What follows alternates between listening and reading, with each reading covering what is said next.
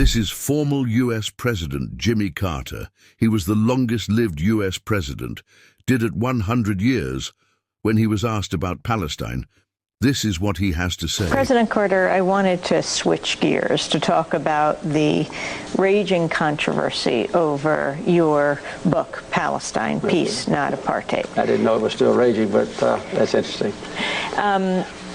Well, it raged for a while, and now the book is coming out in paperback with a new afterword, and you dealt with that. You talked about it being perhaps the most controversial thing that you've done, maybe to your surprise. So start with the title. Talk about the message you're trying to put out with this book. Well, the message is very clear. It deals with Palestine. You're not inside Israel itself, just the Palestinian occupied territories. And the second word is peace. I describe in this book the efforts for peace so far and my formula, which I think is very reasonable, for bringing peace to Israel and to Israel's neighbors. And I repeat that over and over with a strong condemnation of any kind of terrorism that afflicts innocent people by the actions of either the Palestinians or the Israelis. And the word apartheid is exactly accurate. You know, this is an area that's occupied by two powers. They're now completely separated. The Palestinians can't even ride on the same roads that the Israelis have created or built in Palestinian territory. The Israelis never see a Palestinian except the Israeli soldiers. The Palestinians never see an Israeli except at a distance, except the Israeli soldiers. So within Palestinian territory, they're absolutely and totally separated, much worse than they were in South Africa, by the way. And the other thing is, the other definition of apartheid is one side dominates the other, and the Israelis completely dominate the life of the Palestinian people. Why don't Americans know what you have seen? Americans don't want to know, and many Israelis don't want to know what is going on inside Palestine. It's a terrible human rights persecution that far transcends what any outsider would imagine. And there are powerful political forces in America that prevents any objective analysis of the problem in the Holy Land. I think it's accurate to say that not a single member of Congress with whom I'm familiar would possibly speak out and call for Israel to withdraw to their legal boundaries or to publicize the plight of the Palestinians, or even to call publicly and repeatedly for good faith peace talks. There hadn't been a day of peace talks now in more than 7 years.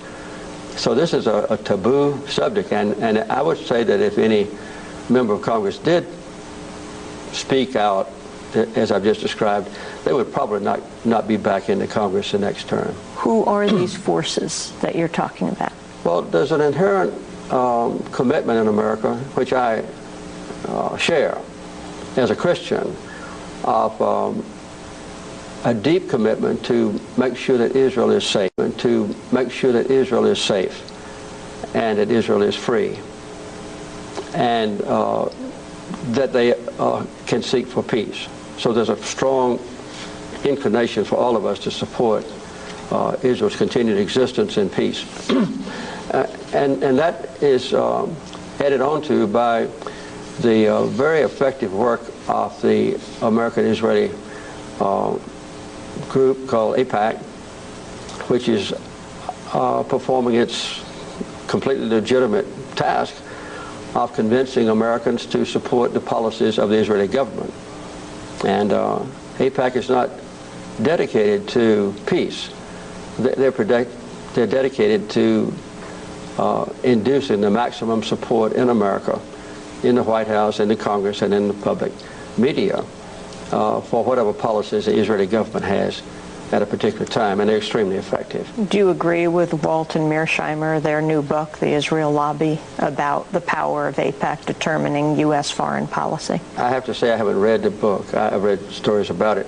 I don't really know about the details of it, but I do know that AIPAC is very is very powerful and completely legitimate. I'm not complaining because that's their purpose in life, and AIPAC, I think, was organized in the distant past, I think, when Eisenhower was president, and they've grown in influence, and in some ways they are to be admired. Did they influence you as president?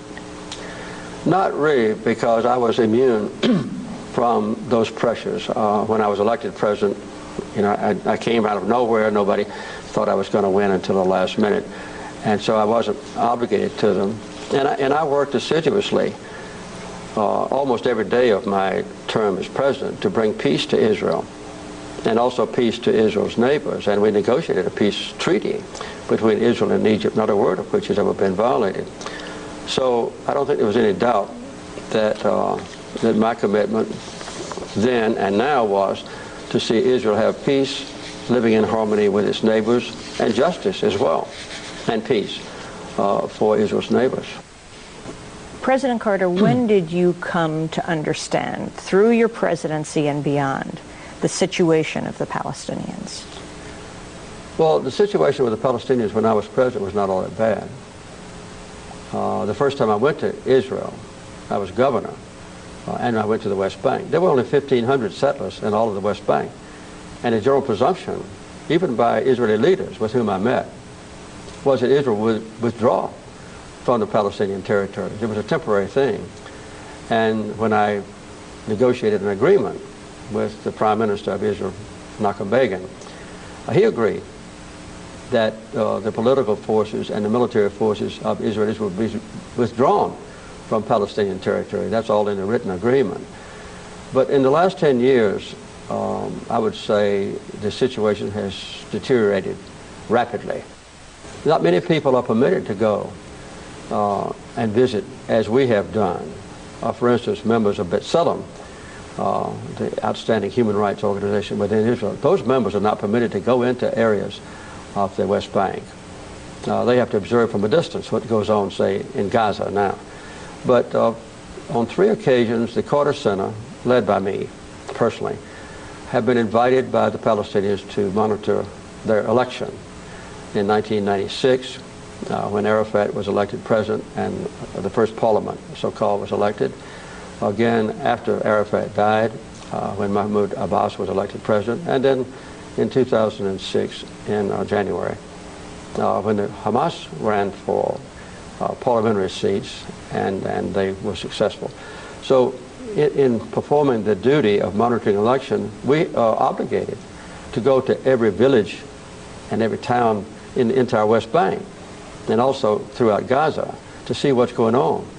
So we could see the terrible plight of the Palestinians, the fact that Israel has over 200 settlements on Palestinian territory, all fortified, that Israel has over 500 checkpoints in Palestine where the Palestinians can't move from one place to another, and where there's a wall being built completely surrounding Gaza, completely surrounding Bethlehem and other substantial sized cities, deeply intruding into Palestinian territory and encompassing more and more land for the Israelis to take away from Palestine.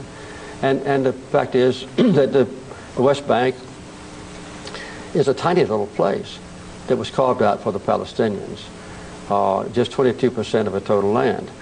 But the problem is that Israel wants to take that 22% and control it. And major highways are built from one Israeli settlement to another and into Jerusalem, from which many are, on many of those highways, the Palestinians can't even ride, or sometimes can't even cross the highways. So this is what's happening inside Palestine, perpetrated by the Israelis. And this is a major obstacle to having what I want and what most Israelis want, by an overwhelming majority, and that is peace. At this conference, you described the wall as worse than the Berlin Wall. Oh, it's much worse. The Berlin Wall was built by the communists on the communist side of the border between East and West Germany, as you know. This wall is built on Palestinian land, and it's designed not for security. That's an ancillary benefit, but it goes deep within the West Bank just to carve out more and more land for the Israelis to occupy in Palestine. What is the point of the wall? The wall was built, was planned originally by Yitzhak Rabin when he was prime minister. He's the one that negotiated the Oslo Agreement, a peace agreement, to be built along the border, the 1967 border between Israel and Palestine. And the International World Court and I and others approved completely. There's nothing wrong with that. That would have been like the Berlin Wall. But then Rabin was assassinated, and his successors, Netanyahu and Sharon and others, decided, let's move the wall from the Israeli border to intrude deeply within Palestine to carve out some of that precious land for the Israeli settlers to occupy. What do you think of the Supreme Court, the Israeli Supreme Court ruling that the wall has to be rerouted when it comes to the city of Beilin? Well, that's a tiny little place. I'm familiar with the geography. The Israeli court system is a very strange one. I describe it to some degree in my book.